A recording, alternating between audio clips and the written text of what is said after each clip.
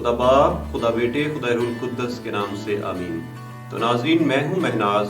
तो सुनहरी बातों में आज हम कारितास पाकिस्तान इस्लामाबाद रावलपिंडी की तरफ से दूसरा प्रोग्राम किचन गार्डनिंग के ऊपर लेकर आपकी खिदमत में हाजिर हुए हैं। तो मैं फजीलत माब arch bishop doctor Joseph Arshad साहब का, उनकी पूरी टीम का शुक्रगुजार हूँ जिनकी वसातत से आज हम सुनहरी बातें आपकी खिदमत में लेकर हाजिर हैं। तो सुनहरी बातों में आज हम किचन गार्डनिंग के ऊपर कारितास पाकिस्तान इस्लामाबाद रावलपिंडी की तरफ से दूसरा प्रोग्राम लेकर आपकी खिदमत में हाजिर हुए हैं। तो इस प्रोग्राम को हमने थोड़ा सा मुनफरिद किया है इस दफ़ा। किचन गार्डनिंग जो घरेलू पैमाने पर सब्जियात हैं उसको आप जो है उसमें मुरगबानी को कैसे आप ऐड कर सकते हैं और उसकी क्या अफादियत है किचन गार्डनिंग में, और किचन गार्डनिंग की मुर्गियां पालने में कैसे मददगार साबित हो सकती है। तो इन बातों के ऊपर आज हम आपको बताएंगे कि आप घर में रहकर मुर्गबानी कैसे कर सकते हैं और साथ घरेलू पैमाने पर सब्जियात कैसे उगा सकते हैं। तो मौसम सरमा है, तो मौसम सरमा की नाज़रीन आपको सबसे पहले बताएंगे कि कौन कौन सी सब्जियात जो है वो इस सीज़न में आप उगा सकते हैं और उसके साथ साथ इनका वक़्त क्या है, वक़्त काश्त क्या है और मिट्टी और ज़मीन की तैयारी आपने कैसे करनी है। तो मौसम सरमा की सब्जियात में गोभी, बंद गोभी, मूली, गाजर, धनिया, मटर, पालक, मेथी और धनिया और गार्लिक, जिसको थूम और प्याज आप कहते हैं, ये चीज़ें शामिल हैं। और इनका वक़्त काश्त जो है वो अक्टूबर से लेकर आप दिसंबर के आखिर तक इनको काश्त कर सकते हैं। तो किचन गार्डनिंग में जो है वो घरेलू पैमाने सब्जियां, ज़मीन की तैयारी आपने कैसे करनी है और मुर्गियों का ज़मीन की तैयारी में क्या किरदार है, तो इसके ऊपर हम बातचीत करेंगे आज। तो सब्जियात जो है घरेलू पैमाने पर, इनकी अफादियत थोड़ी सी बताते चलें कि सब्जियात जो है ये फन्ने बागबानी का एक नहायत अहम हिस्सा है। तो ना सिर्फ ये एक मशगला है बल्कि साथ साथ इंसानी सेहत को बरकरार रखने का एक अहम हिस्सा भी है, क्योंकि सब्जियात में लहमियात, हयातियात, नमकियात और प्रोटीन वाफर मिकदार में होते हैं। तो इसलिए ये इंसानी सेहत के लिए बहुत ही मुफीद हैं। तो आपने मुर्गबानी को सब्जियात में अपने घरेलू पैमाने पर कैसे एडजस्ट करना है, कैसे इनसे फ़ायदा लेना है। ज़मीन की तैयारी में आपको पता है नामियाती मादों की पौधों को बढ़ने के लिए, पौधों को उगने के लिए, ज़मीन की ज़रखेज़ी के लिए नामियाती मादों का नहायती अहम किरदार है। तो वो चीज़ें, नामियाती मादे आप बाहर से खादों या पेस्टिसाइड या दूसरी केमिकल फर्टिलाइज़र जो है खाते हैं, उनसे आप नामियाती मादों को नहीं ऐड कर सकते, बल्कि नामियाती मादे आपको जो कैटल्स हैं और या मुर्गियां हैं उनका मन्योर जो है, उनका वेस्ट जो है, उनको ऐड करने से ही हासिल कर सकते हैं। उसके साथ साथ सब्जियों के बाकियात जो है वो आप मुर्गियों की खुराक के तौर पर, और मुर्गियों का वेस्ट जो है वो ज़मीन की फर्टिलिटी और पौधों की खुराक के तौर पर उसको आप इस्तेमाल कर सकते हैं। तो ये इसकी अफादियत है मुर्गियों की घरेलू पैमाने पर सब्जियां उगाने में, और सब्जियात के बाकिया जो है मुर्गियों की खुराक बनाने में अहम किरदार अदा कर सकते हैं। तो इससे आपको ना बाजार से कोई चीज़ खरीदनी पड़ेगी मुर्गियों की खुराक के लिए, और ना सब्जियां उगाने के लिए आपको बाहर से कोई चीज़ खरीदनी पड़ेगी। तो केमिकल जो है वो सब्जियात को उसके साइड इफ़ेक्ट्स होते हैं, ना सिर्फ इंसानी सेहत पर, हमारे माहौल पर भी।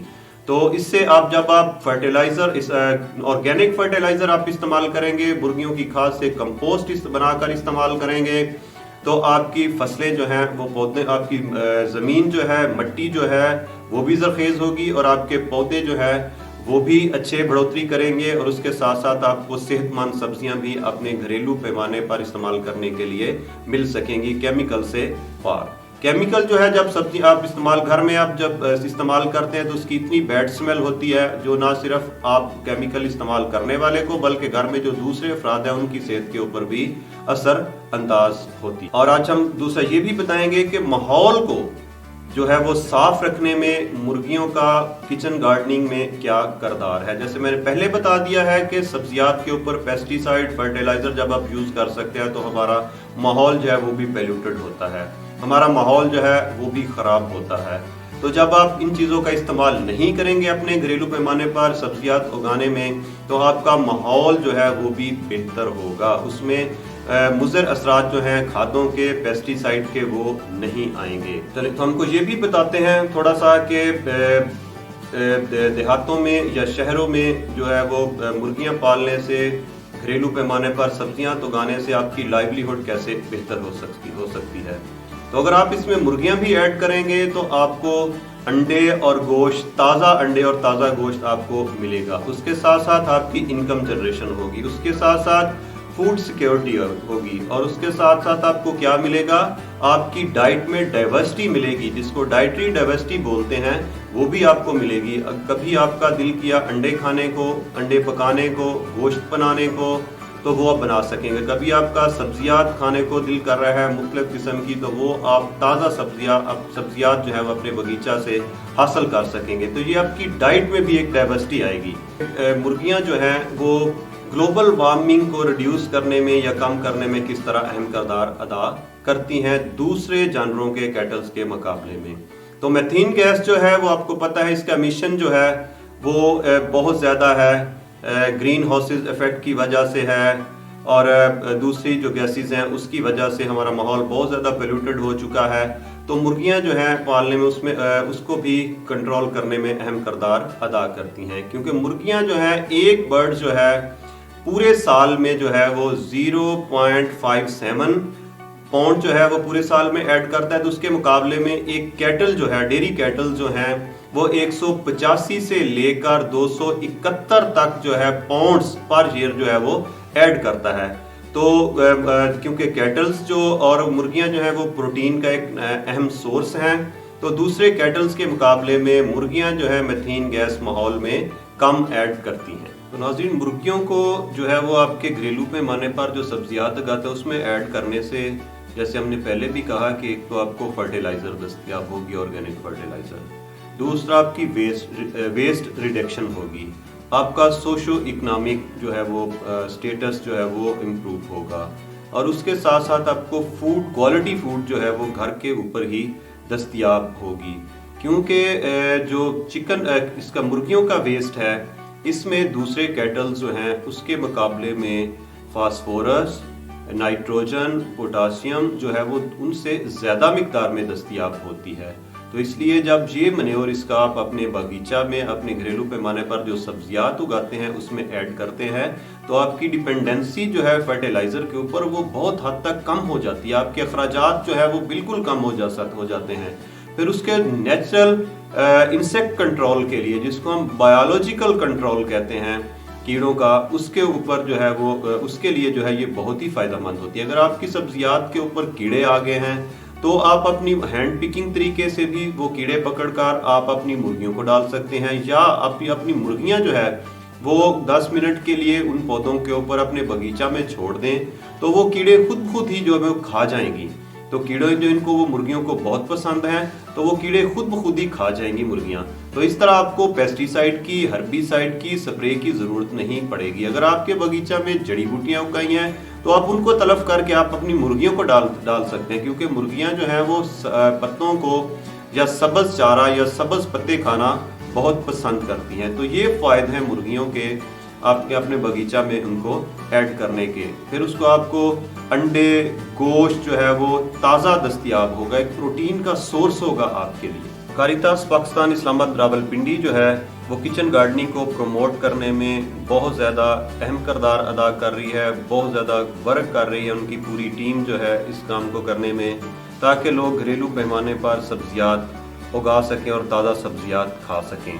और उसके लिए कारितास पिंडी ने जो है वो ब्रूशर्स तैयार किए हैं, IEC मटेरियल तैयार किए, इंफॉर्मेटिव मटेरियल तैयार किया है, रिटन शेप में भी हमने ये चीज़ें, ताकि जो लोग इनको पढ़ सकते हैं इनको पढ़ के फ़ायदा उठाएं। क्योंकि ये इसमें पूरा जो है वो सब्जियों की अहमियत क्या है, इनका मौसम और कब ये लगाई जा सकती हैं, गर्मा सरमा की सब्जियात, और इनका वक़्त काश्त क्या है और कितना बीज, ये पूरा कैलेंडर जो है इसमें है। तो ये भी आप इससे भी बहुत ज़्यादा फ़ायदा हासिल कर सकते हैं। तो दूसरा इसका ये भी फ़ायदा है मुर्गियों का कि वेस्ट जो है आपका, गंदगी आपके घर में नहीं फैलती, क्योंकि किचन का वेस्ट जो है वो मुर्गियों को आप खुराक के तौर पर इस्तेमाल करते हैं, और मुर्गियों का वेस्ट जो है वो कंपोस्ट बनाकर या फर्टिलाइज़र के तौर पर आप अपने बगीचा में इस्तेमाल करते हैं। तो चले नाज़रीन, अब हम आपको बताते हैं कि मिट्टी आपने कैसे तैयार करनी है और गमलों में कैसे भरनी है और गमले कहाँ रखने हैं, उनको पानी कैसे देना है और बीज कैसे लगाने हैं। चले नाज़रीन, हम आपको बताते हैं कि आपने गमलों में मिट्टी कैसे भरनी है और फिर उस मिट्टी को तैयार कैसे करना है। तो ये हमारे पास मिट्टी है, आप किसी भी जगह से ले सकते हैं और इसमें आप गोबर की खाद जो है, गोबर जो है वो ऐड कर सकते हैं। और इसके साथ हमारे पास ये कंपोस्ट है, वर्मी कंपोस्ट, हम इसमें ये ऐड करते हैं। ये पौधों के लिए इसमें तमाम न्यूट्रिएंट्स जो है वो मौजूद होते हैं। और ये कोकोपीट है, इसको भी हमने भिगोया हुआ था, तो इसको भी आप इसमें ऐड कर सकते हैं। ये मिट्टी को, ये पानी को जो है वो जज़ब करने में बड़ी जो है वो अहमियत का हामिल है। तो इन चीज़ों को आप सारा बड़े अच्छे तरीके से आप मिक्स कर सकते हैं और ये चीज़ें आप अपने घर में भी तैयार कर सकते हैं। कंपोस्ट कभी आपको बताएंगे अगली दफ़ा कि आप घर में कैसे जो है वो कंपोस्ट मुर्गियों की मैन्योरिंग से और गले सड़े पत्तों से तैयार कर सकते हैं। तो ये हमारी मिट्टी जो है हमने मिक्स कर लिया, तैयार है। तो इसको अब गमलों में हम भरते हैं। तो ये गमले हैं, इसके नीचे सुराख हैं, तो इन सुराखों को जो है वो आप किसी भी ये मिट्टी के जो बर्तन होते हैं उनके टुकड़ों से आप बंद कर सकते हैं, क्योंकि अगर मिट्टी डालेंगे तो ये सुराख जो है वो बिल्कुल बंद हो जाएंगे। तो इसमें अगर ज़्यादा पानी हो जाएगा तो ज़्यादा पानी निकल जाएगा, फंजीसाइड जो है वो अपने पौधों को, आपकी जड़ों को, पौधे की जड़ों को नहीं लगेगी। तो ये हमारे पास 3 गमले हम आज लिए हैं मुख्तलिफ़ सब्ज़ियात के लिए, जो सर्दियों की सब्ज़ियाँ इसमें हम लगाएंगे। ये क्यारी नमा गमला है, ये इसमें आप लंबी जड़ वाली फसल जो है वो लगा सकते हैं। और ये गमला है, इसको आप कहीं आप अपने दीवार के साथ लटका सकते हैं। तो ये हमने गमले भर लिए हैं। तो नाज़रीन, ये है शलजम के बीज और ये पालक का बीज है। तो ये टमाटर के पौधे हैं, ये आप इसके डायरेक्ट बीज नहीं लगा सकते, पहले इसकी नर्सरी लगाते हैं, तो फिर इसको जो है वो आप गमलों में या आप अपनी ज़मीन में जहां आपने इसको लगाना है तो लगाते हैं। तो ये पौधे हैं टमाटर के, ये 2 पौधे ही आपके घर के लिए जो हैं वो काफ़ी हो सकते हैं। तो आज हम इसमें इनमें बीज भी लगाएंगे, आपको बताएंगे। ये शलजम के बीज हैं हमारे पास, क्योंकि मौसम सरमा की शलजम जो है बड़ी अहम सब्ज़ी है, तो इनके बीज हम लगाएंगे। ये आप नाज़रीन देख सकते हैं, इसमें आप इस तरह लाइनें लगा लें। गमला आप छोटा बड़ा भी ले सकते हैं, हमारे पास गमला सिर्फ आपकी डिमॉन्स्ट्रेशन के लिए छोटा है। तो ये एक एक करके बीज इसको लगाएं थोड़े से वक्फे से, क्योंकि इन्होंने बड़े भी होना है। तो अगर बीज ज़्यादा उगाएं तो फिर आप इसको निकाल भी सकते हैं। अगर 2 या 3 बीज उगाएं तो इनको आप सिंगल कर दें, लगा सकते हैं। इस तरह आप थोड़ी थोड़ी इसके ऊपर मिट्टी डाल दें। और इस गमले में हम आपको बताएंगे पालक जो है वो लगाएंगे। ये देखें पालक। तो पालक को आप 2 तरीक़ों से लगा सकते हैं, ऐसे भी बिखेर के इसको, लेकिन अगर आप ऐसे लगाएंगे इसको तो ये दी बेस्ट है। इसको आप हार्वेस्टिंग करने में आपको बड़ी आसानी होगी। तो ये देखें, हम इसको पालक लगा रहे हैं, तो इसको हार्वेस्टिंग में आपको आसानी होगी। तो ये लगा दी हमने। इसके बाद जो है वो हमारे पास टमाटर के पौधे हैं। टमाटर आपको पता है हर सब्ज़ी में इस्तेमाल होता है और बड़ी आजकल बड़ा महंगा है। तो इसके अगर 1 या 2 पौधा आपके घर में है तो ये आपकी जो घर में इस्तेमाल होने वाली सब्ज़ियाँ रोज़ाना कंजप्शन के लिए ये बहुत ही काफ़ी होगा। ये देखें, हमने टमाटर के पौधे, तो ये आप कहीं भी अगर आप घर में हैं, शहर में हैं, तो कहीं भी आप अपनी दीवार के साथ जहाँ पे रोशनी है वहाँ पे लगा सकते हैं। तो इसके बाद जो आप पानी देना है आपने, वो इसको कोशिश करें कि पहली दफ़ा शावर इस्तेमाल करें, क्योंकि बीज अगर डायरेक्ट पानी देंगे तो बीज जो हैं वो मिट्टी निकल जाएगी नीचे से और बीज जो हैं वो ऊपर आ जाएंगे। तो इस तरह आपने जब तक ये जर्मिनेट नहीं होते कोशिश करें कि इनको शावर से पानी दें। ये तो हमने छोटा शावर लिया है, लेकिन आप जो है वो बड़ा शावर भी ले सकते हैं। तो ये है जी। तो ये आपके नाज़रीन, हमने आपको बताया कि गमलों में मिट्टी कैसे तैयार करनी है और भरनी कैसे है और पौधे कैसे लगाने हैं। चले नाज़रीन, हम उम्मीद करते हैं कि ये प्रोग्राम आपको बहुत ही पसंद आया होगा और आपके लिए फ़ायदेमंद भी होगा, क्योंकि हमने बहुत ही अच्छी इन्फॉर्मेशन भी और सुनहरी बातें आपको बताई हैं और उसके साथ साथ प्रैक्टिकल डिमॉन्स्ट्रेशन भी हमने आपको दी है। इसके साथ ही मैं बिशप जी का, उनकी पूरी टीम का शुक्रिया अदा करता हूँ कि जिनकी वसातत से ये प्रोग्राम आप तक पहुँच रहा है। तो नाज़रीन, हम आपसे ये भी उम्मीद करते हैं कि अगर प्रोग्राम ये आपको पसंद आए तो इसको ज़रूर लाइक, शेयर और इस चैनल को सब्सक्राइब कर दीजिएगा। आपका बहुत बहुत शुक्रिया।